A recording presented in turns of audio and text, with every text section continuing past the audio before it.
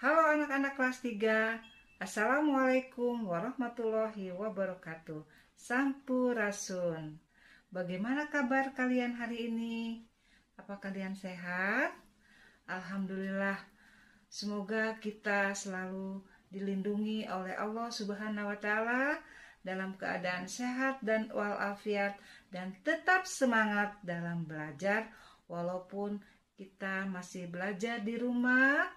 Karena sekarang dalam keadaan situasi pandemi, jadi PPKM masih berlaku. Jadi kalian belajar di rumah masing-masing dan harus tetap semangat. Nah, jangan lupa kalian isi link absennya melalui aplikasi Google Classroom. Awali kegiatan pembelajaran dengan berdoa terlebih dahulu. Memulai pembelajaran, kalian untuk menumbuhkan rasa nasionalis, cinta tanah air, bela negara, bela bangsa. Yuk kita mari menyanyikan lagu Indonesia Raya.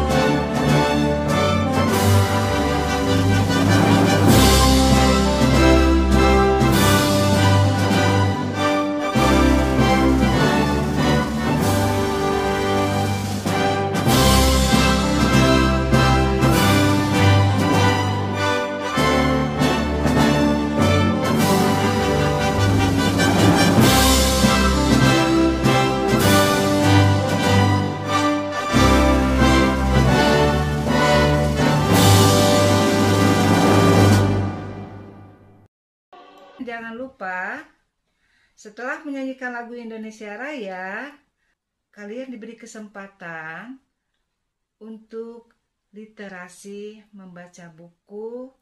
Ibu beri waktu 5-15 menit. Membaca buku dimulai. Ayo silakan dibuka bukunya. Iya, bagus ya. Selanjutnya, sebelum kita memulai pembelajaran, yuk kita tepuk semangat ya agar kalian lebih semangat belajarnya ya. Tepuk semangat. Semangat. Semangat. Tepuk semangat. Semangat. Semangat. Iya. Hari ini Ibu akan memberikan pembelajaran pendidikan lingkungan hidup. Tujuan pembelajaran yang ingin dicapai, satu, yaitu menjelaskan upaya-upaya dalam pelestarian lingkungan biotik dan abiotik. Yang kedua adalah menyenangi pelestarian lingkungan biotik dan abiotik. Yang ketiga adalah meniru kegiatan pelestarian lingkungan biotik dan abiotik. Di kelas 2, kalian telah mempelajari tentang lingkungan biotik dan abiotik. Apakah kalian masih ingat? Mari kita ulas lagi untuk mengingatkan kalian. Lingkungan hidup adalah kesatuan ruang dengan semua benda, daya, keadaan, dan makhluk hidup, termasuk di dalamnya manusia dan perilakunya. Lingkungan hidup terbagi ke dalam dua, yaitu lingkungan biotik dan abiotik. Lingkungan biotik adalah lingkungan yang terdiri atas makhluk hidup.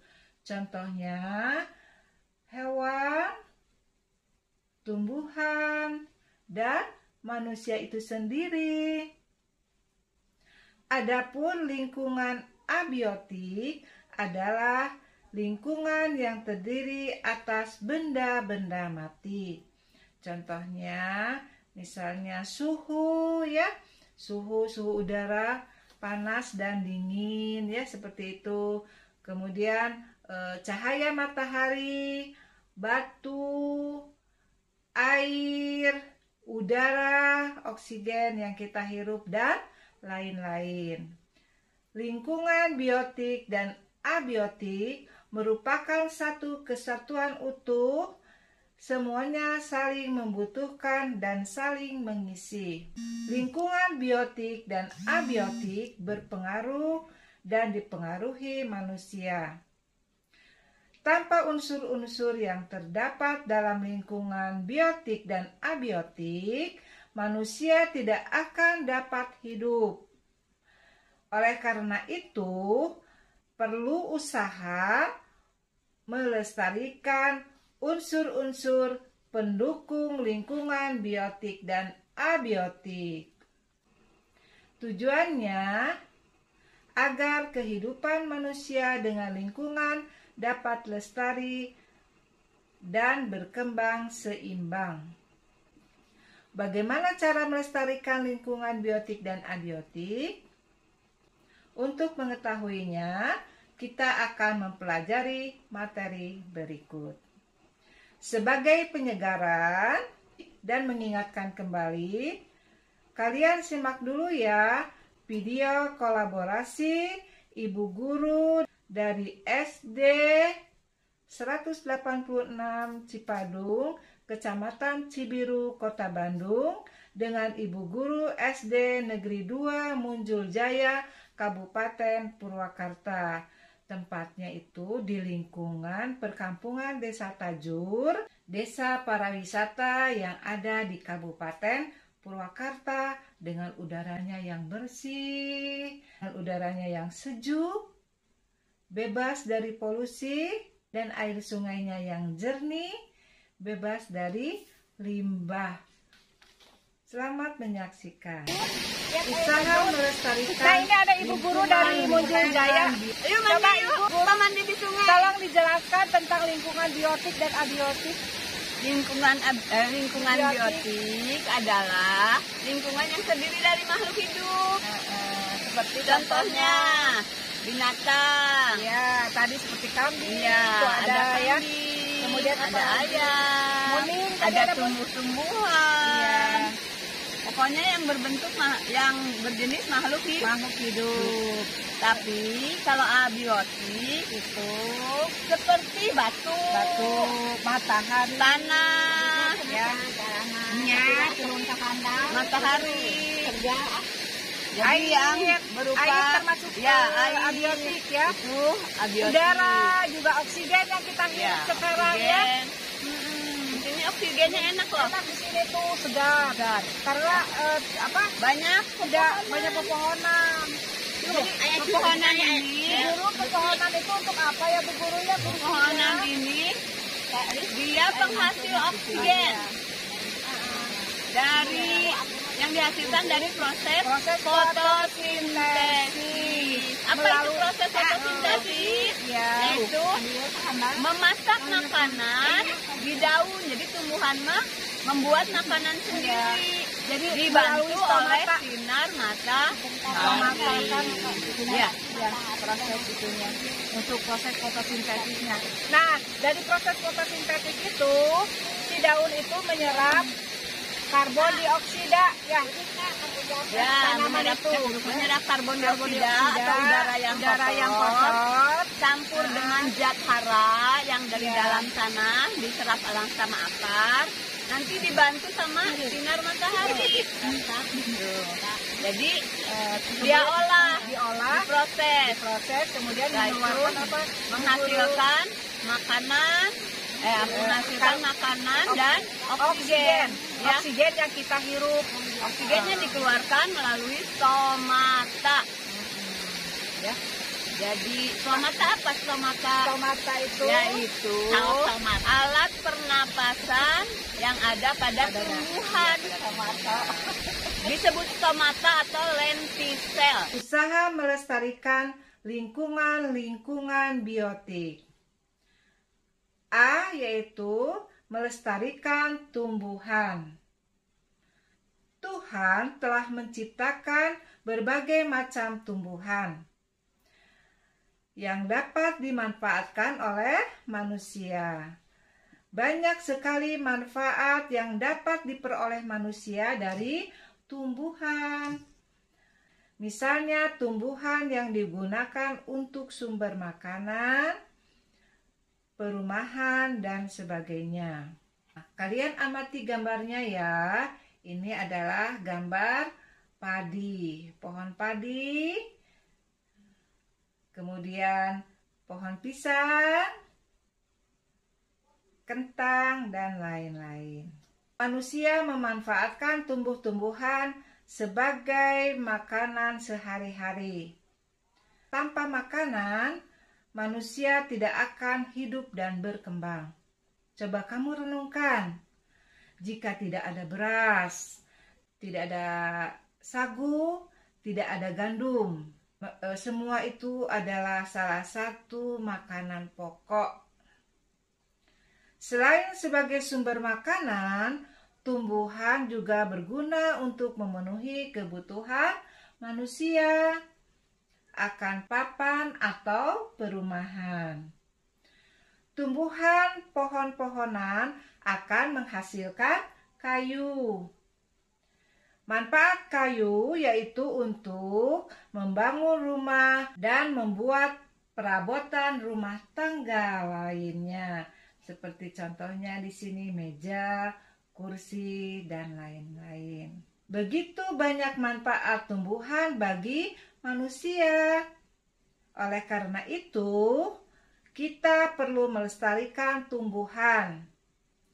Adapun cara untuk melestarikan tumbuhan yaitu 1. Tidak menebang pohon di hutan dengan sembarangan. Yang kedua, reboisasi atau menanam kembali hutan yang gundul. Yang ketiga, menerapkan sistem tebang pilih dalam menebang pohon. Yang keempat, menerapkan sistem tebang tanam dalam kegiatan penebangan hutan. Yang kelima, menanam berbagai macam tanaman di lahan kosong, halaman rumah, atau di pot. Yang keenam, melakukan pembibitan berbagai jenis tumbuhan. Yang ketujuh, mengembangkan hutan lindung atau taman nasional. Yang kedelapan, menerapkan sanksi yang berat bagi mereka yang melanggar ketentuan mengenai pengelolaan hutan. Melestarikan hewan.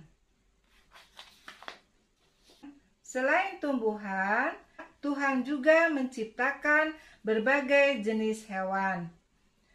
Hewan merupakan salah satu unsur lingkungan biotik. Sebagai salah satu unsur lingkungan biotik, hewan sangat bermanfaat. Hewan bermanfaat sebagai sumber makanan yang merupakan sumber protein dan zat pembangun. Acung, siapa yang suka makan sate, sate domba, ya, atau sate kambing, itu sangat bermanfaat, banyak sekali protein yang didapat ya. makan daging akan membuat kalian tumbuh menjadi sehat ya. Selain sebagai sumber makanan, hewan juga dimanfaatkan untuk membantu pekerjaan. Misalnya saja sapi, kerbau, atau domba. Coba kalian perhatikan, amati tayangan berikut bagaimana hewan sapi dapat membantu manusia. Ada di pembelajaran bahasa Sunda yang intinya tuh ngawuluku ya. Jadi sebelum padi ditanam, itu tanahnya itu diwuluku dulu, digemburkan dengan bantuan sapi kalau di pedesaan. Kulit sapi atau kambing bisa dijadikan sebagai bahan pembuat tas, bisa juga dijadikan sebagai bahan sepatu ya. Selain untuk membantu pekerjaan, sumber makanan, dan juga sumber sandang, hewan juga dipelihara untuk sarana pengetahuan dan pelestarian.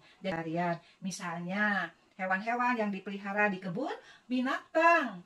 Coba kalian sebutkan hewan apa saja yang ada di kebun binatang? Ada hewan gajah, ada singa, ada kuda zebra, jerapah. Atau bisa kalian lihat juga nanti kalau misalnya sudah kembali ke new normal ya, nggak PPKM lagi, kalian bisa main nanti ke taman safari ya. Itu banyak binatang-binatang. Atau yang lebih dekat lagi kemana saya? Yang lebih dekat lagi itu kalau di Bandung ke kebun binatang di Bandung yang ada di Jalan Taman Sari ya, yang ada di Jalan Taman Sari dekat ITB, Institut Teknologi Bandung ya, seperti itu. Kalau di Jakarta itu di Ragunan.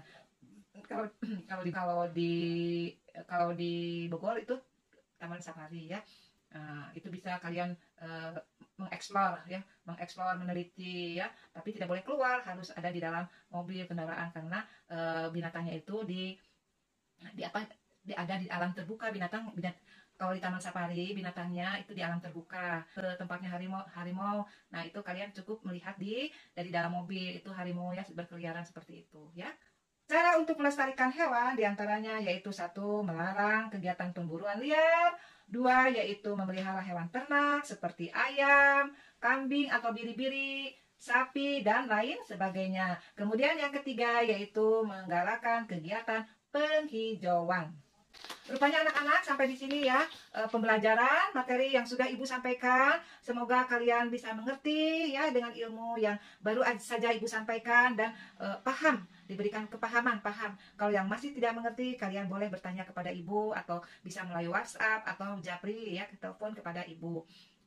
Kesimpulan yang kita ambil pada pembelajaran kali ini yaitu kalian harus selalu menyayangi hewan dan tumbuhan ya, pelihara dengan baik ya, harus kalian sayangi ya, seperti itu, dirawat, tidak boleh dirusak. Kalau tumbuhan, hewan juga harus dipelihara dengan baik, baik itu hewan peliharaan, kalau dalam bahasa Sundanya angon-angon, atau hewan yang di dalam hutan dan lain sebagainya, jangan sampai diburu atau dibunuh dengan semena-mena, sehingga kalau misalnya diburu secara liar itu nanti lama-lama akan habis atau punah, kan yang rugi kita juga sebagai generasi muda, generasi anak-anak nanti ya, tidak bisa melihatlah secara langsung binatang-binatang yang Allah ciptakan yang ada di dalam muka bumi ini. Bisa lihatnya cuma di televisi, tapi tidak bisa lihat langsung. Makanya itu tempat penangkaran hewan itu sangat bermanfaat ya, untuk pelestarian perkembangbiakan hewan, baik hewan maupun tumbuhan. Jadi kalian juga harus ikut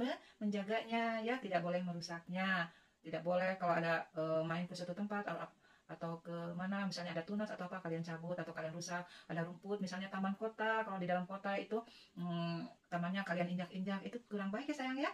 Jadi kalian peliharalah, kita rawat bersama-sama gitu, untuk keindahan kota kita, kelestarian kota kita ya, biar nyaman, hijau, kan banyak sekali manfaatnya ya. Air tidak boleh dihambur-hamburkan ya, jadi harus dihemat.